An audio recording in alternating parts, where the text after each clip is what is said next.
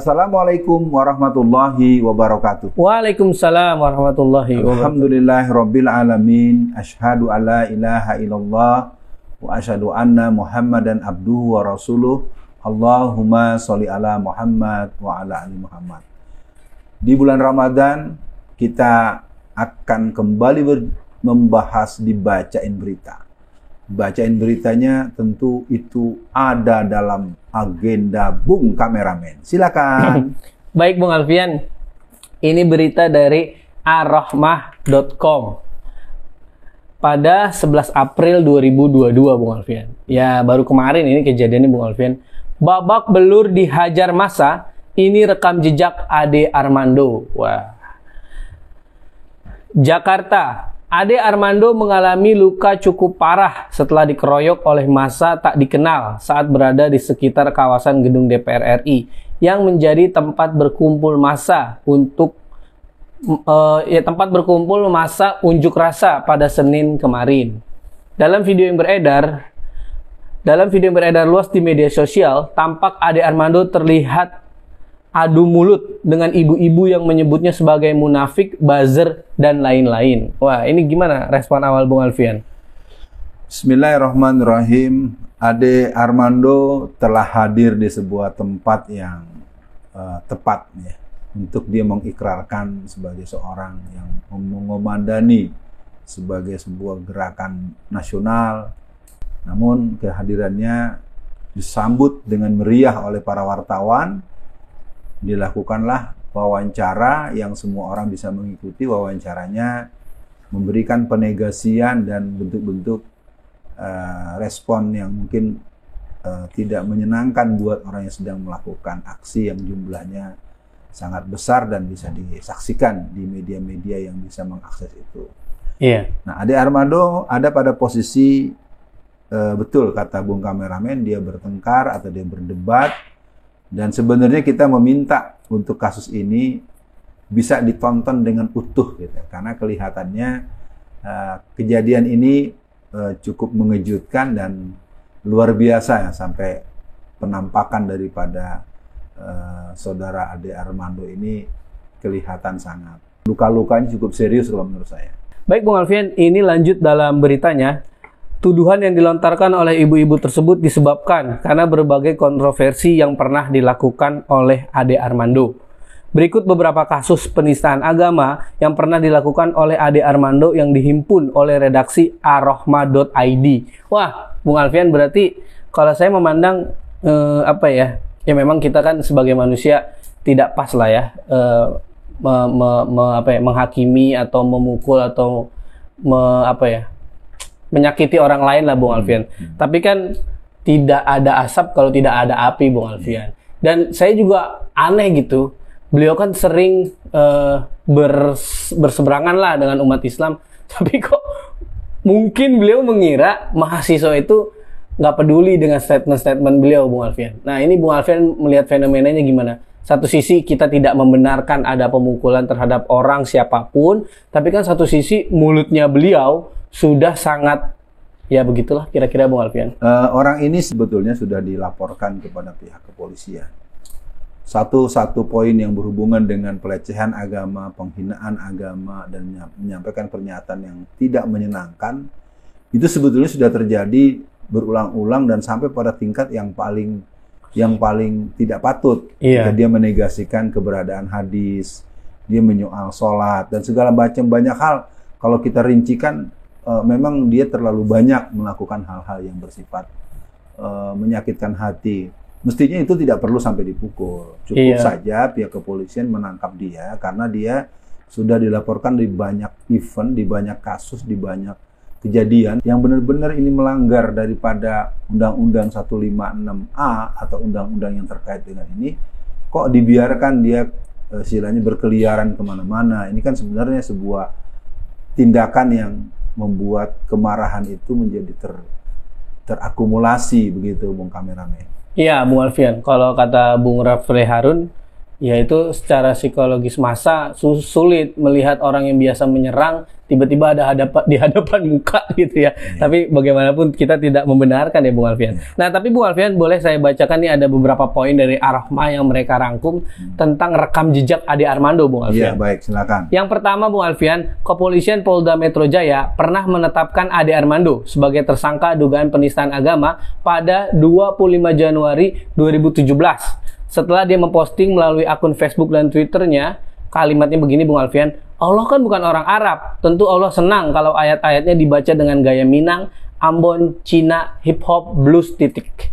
Wah, itu udah ngeselin sih. Yang kedua Bung Alfian, pada Januari 2018, Ade Armando kembali dilaporkan ke polisi usai mengomentari hadis Nabi Muhammad. Innalillahi. Melalui akun Facebooknya, kalimatnya begini Bung Alfian, hampir pasti isi hadis tidak persis sama dengan apa yang dilakukan oleh Nabi Muhammad. Dan yang suci itu Al-Quran, hadis mah enggak. Innalillahi. Astagfirullahaladzim. Tadi yang pertama tentang Allah, yang kedua tentang hadis, yang ketiga Bung Alfian, Ade juga pernah dilaporkan karena tulisannya mengatakan azan tidak suci. Azan tidak suci, azan itu cuma panggilan sholat, sering tidak merdu, jadi biasa-biasa sajalah. Astagfirullahaladzim. Panas. Yang keempat Bung Alfian, pada tahun 2021 Ade kembali melontarkan kata-kata yang menimbulkan kontroversi. Dalam sebuah video, Ade menyatakan bahwa tidak ada perintah sholat 5 waktu dalam Al-Quran. Nah, ini dikutip oleh Ar-Rahmah, saya sih sholat 5 waktu, walaupun saya tahu sebenarnya di dalam Al-Quran tidak ada perintah sholat 5 waktu. Coba saja baca Al-Quran, Anda tidak akan menemukan ayat mengatakan sholat itu harus dilakukan 5 kali sehari. Ujar Ade pada video yang dibagikan di YouTube, kanal YouTube-nya. Wah, ini gimana nih Bung Alfian? Ya, jadi 2017 karena memang kita tahu betul kalimat-kalimat yang dianggap dengan pelecehan atau persekusi atau macam-macam itu memang baru lewat dari tahun 2000. Katakanlah di rezim ini sejak mulai di awal tahun 2014. Jadi 2014 kesini itu memang terlalu banyak hal-hal yang kelihatan secara sedemikian rupa menjadi satu hal yang menggerogoti nilai-nilai sakralitas keislaman. Benar. Jadi untuk saudara Ade Armando ini jelas dia punya kalimat yang juga ternyata diulang oleh orang lain. Oh iya, Allah benar. itu bukan Arab, itu ternyata ada orang lain juga menyebut itu. Berarti ini adalah proses kelanjutan atau Ade Armando guru dari orang itu gitu kan, bisa jadi situasi itu. Iya. Nah, kalau hadis itu dikatakan satu hal ini satu bentuk penampakan dia sebagai orang yang dikenal dalam aliran sesat dalam Islam itu adalah inkar sunnah. Iya. Jadi ada dalam sejarah pergerakan dakwah di negeri kita ada orang-orang yang dikenal sebagai yang hanya merujuk kepada Al-Quran. Yang jelas itu menjadi sesuatu yang tidak bisa diterima karena bagaimanapun Al-Quran itu sifatnya sudah sangat permanen dan seluruh dunia tidak ada perdebatan seluruh Al-Quran. Nah, kalau hadis kok bisa gitu? Dia mengatakan semua hadis itu kan berarti gitu kan. Padahal hadis itu berjenjang. Nah, ini kan berarti kan kita boleh bertanya apa yang suci itu Al-Quran, hadis mah kagak katanya. Iya, artinya bisa dirujuk. Namanya kan di bawah kan dikatakan bahwa sholat 5 waktu tidak ada perintahnya dalam Al-Quran. Kan begitu artinya. Jadi di Quran cuma ada disuruh sholat, ada masuk waktu sholat, ada mensucikan sebelum sholat. Nah, tapi kan di situ dalam praktek keislaman sejak zaman Khulafa Rasyidin sampai hari ini kan memang tetap dipegang dua rujukan sumber. Jadi pertanyaannya secara akademis, memang si Ade Armando ini, manusia ini, dia dokter apa? Dokter hadis gitu kan? Dia kan memang dokter ya. Kita paham dan kita. Kalau dia tidak memiliki otoritas secara keilmuan, sebaiknya jangan sembarangan omong. Berarti bukan ahlinya kan sebagai pengetahuan buatnya. Artinya dari beberapa catatan ini sebenarnya dia tidak harus berurusan dengan massa. Dia berurusan dengan aparatur yang memahami pasal-pasal dan ayat terkait yang mesti dia dalam proses-proses itu dan berkali-kali. Itu mungkin pendapat saya.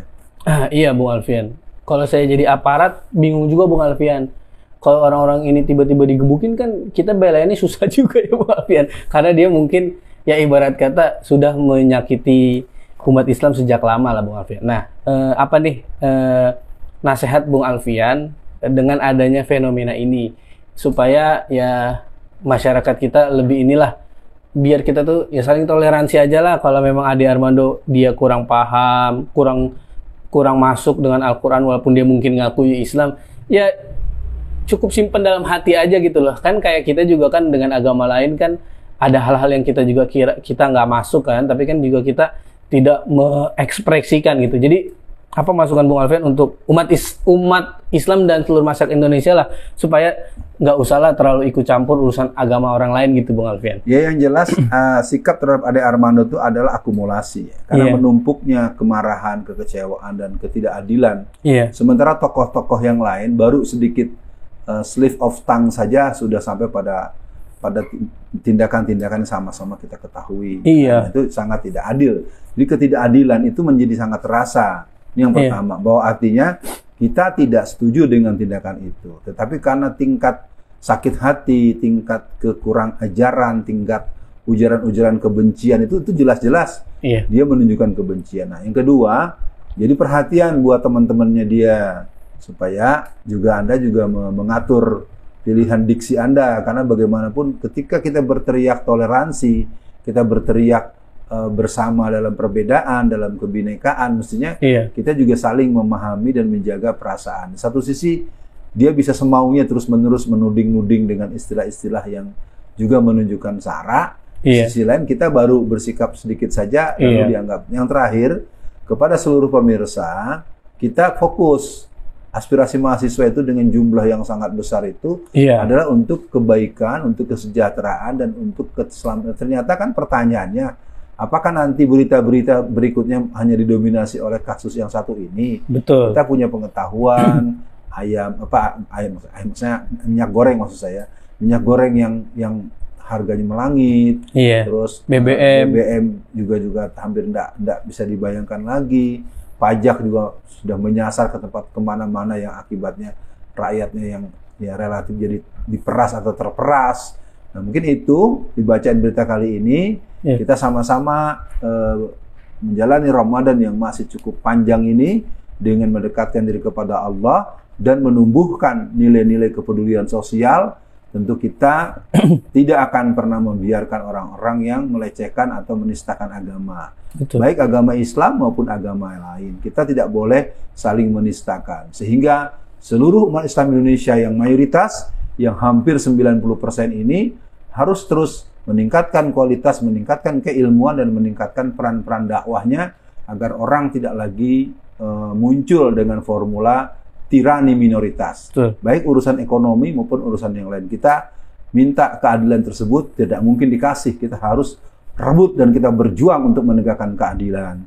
Assalamualaikum warahmatullahi wabarakatuh.